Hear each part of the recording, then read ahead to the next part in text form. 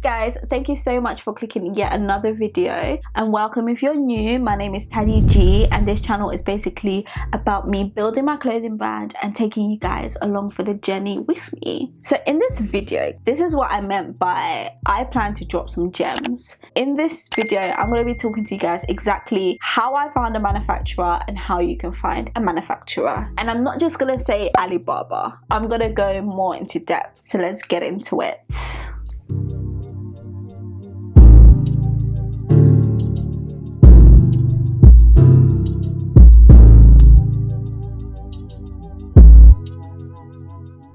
So manufacturing kind of sort of takes 3 stages. So obviously you have your first point of contact, and this is where you're contacting loads and loads of different manufacturers, and you may have loads and loads of different manufacturers contacting you too, especially if you have an Instagram account associated with your clothing brand. You'll probably have a lot of DMs. Then after this, you narrow it down to a few manufacturers that you've been talking about and start getting sampling from each of those manufacturers and kind of sort of assessing who's going to work best for you. And then after that, you settle on maybe 1 or 2 manufacturers that you want to work with, and you start placing your bulk order. Then you get your stuff, start selling, happy days. If only it was that simple. So when you first start researching into finding your own manufacturer, you type into Google, and the first thing that usually comes up is Alibaba. And for me, yes, I explored Alibaba. So Alibaba is this marketplace which has loads of different manufacturers for literally anything, not just clothing, and you type in what it is that you're looking for and you speak to loads of manufacturers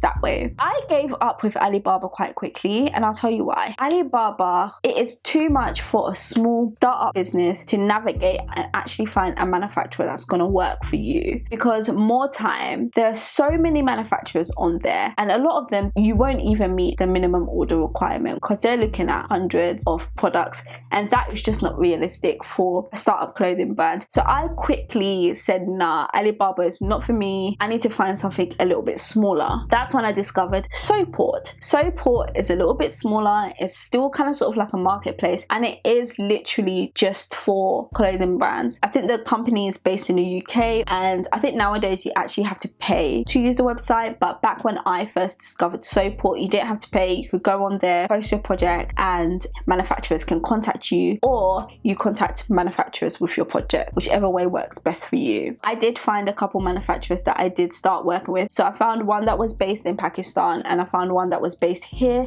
but done the manufacturing over in Pakistan. So the company that was based here, I had a meeting with them and it all went great, and they told me to contact I remember this, I actually cried. So they had said, you know what, we're a good company, you can contact this company, we've worked with them, and ask them, you know, what our standards and quality of work is. So I contacted that company, spoke to them, everything was nice. I don't know what that company then relayed back to the manufacturing company, because the manufacturing company then called me up and said, why did you call the company? And I was like, because you told me to. And he was like, you know what, we don't want to work with you anymore. And I actually cried real tears, because I thought I had finally found a manufacturing company to work with. For them to just drop me like that, it hurt. Anyway, I moved on and I found a different manufacturing company where I started getting samples from them. Guys, these samples were so bad. Like, how are you gonna send me that with your chest? I don't get it. And this is what made me not want to work with Sewport anymore, because I complained. I'd paid for these samples and they were horrific, but Sewport started asking me 112 questions as to whether I sent them the Pantone color of the shade of black. As far as I'm concerned, black is black. So I had sent them a very clear image of what I want, and they sent me nonsense. But Sewport wasn't trying to hear that. So I was like, you know what, I'm not going to work with Sewport anymore, because clearly they're on the side of the manufacturers and not on the side of the consumer, which is fair enough, but that ain't for me. So I moved on from Sewport. So then I found this fantastic website called Foursource. So Foursource is kind of like a Sewport, except I don't believe they handle payments on there. So it's literally like a directory where you can contact loads of different manufacturers, and I found loads of different manufacturers that were able to cater to my small order quantities,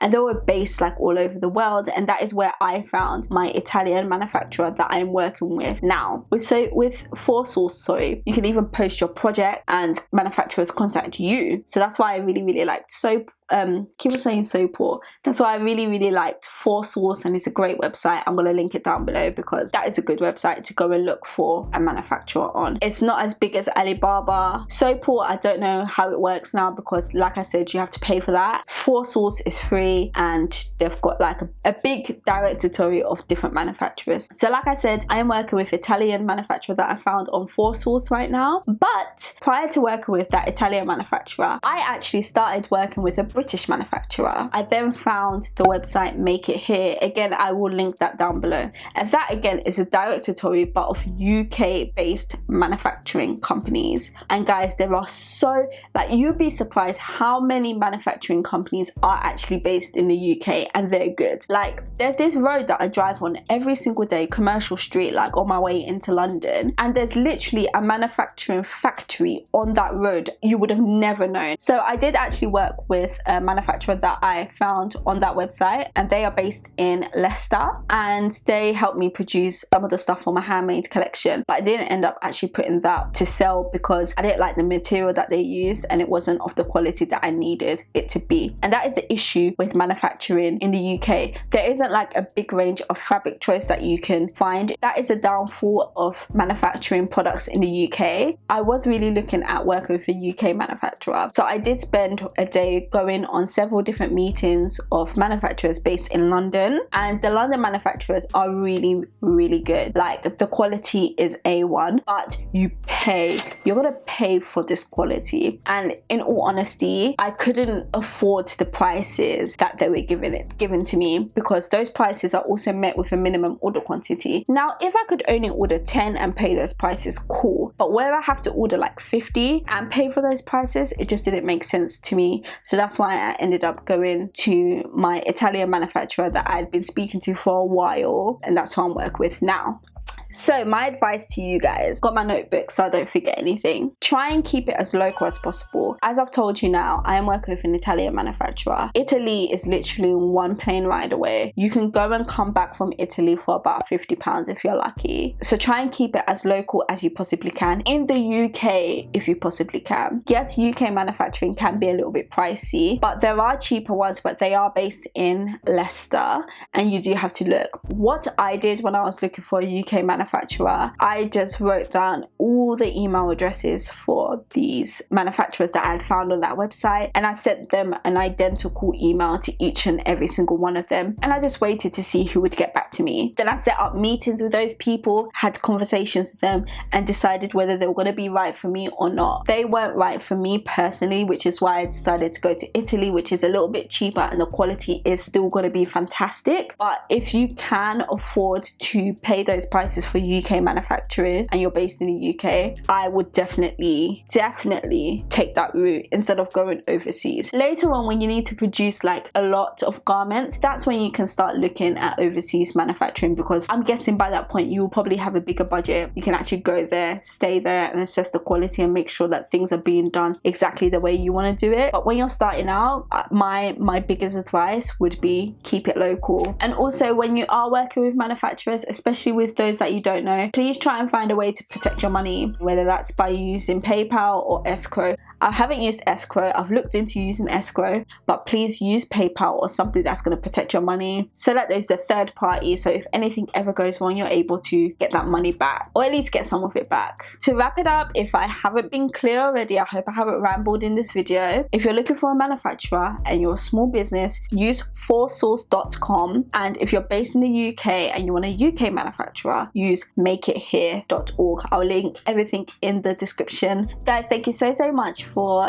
dropping by and tuning into this video. I really hope I've helped somebody, even if it's just one person. And if I have helped you in this video, please comment down below and say yes, thank you sis, or something along those lines. And please guys, don't forget to like and subscribe to my channel, and I'll catch you guys in my next video.